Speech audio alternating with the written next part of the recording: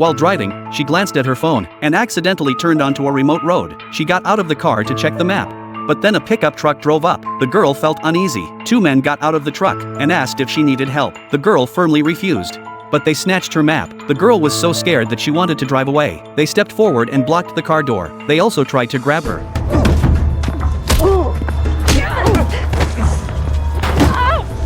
The girl took the opportunity to grab the man's knife and stabbed him fiercely, but she was too weak. After the man took the knife from her, he stabbed her in the calf. The girl broke free from their grip and ran into the forest, facing the two men chasing her. The girl hid behind a large rock and took off her clothes to stop the bleeding from her leg wound. As the men were about to catch up, the girl picked up a rock and threw it into the distance. The men heard the noise and changed direction, giving the girl a moment of safety. Just then, the sound of a helicopter roared overhead. The girl stood up to call for help, but the helicopter couldn't hear her voice, causing her to miss an opportunity. In order to avoid infection, the girl went to the river to clean her wound. Then she took off her socks and tied them around the wound to stop the bleeding. Just when she thought she was safe, she discovered that her car had been pushed off a cliff. The men had no intention of letting her go. They first destroyed the vehicle and then searched the forest, determined to catch her. The girl was terrified. After they left, she found her cell phone in the vehicle. Fortunately, the phone still had power. The girl excitedly covered her mouth. She hurriedly took the phone to search for a signal, but after searching for a while, it was useless. By then, she could no longer walk. She could only use her phone to record her last words, but then the phone suddenly ran out of power. The girl fell into despair.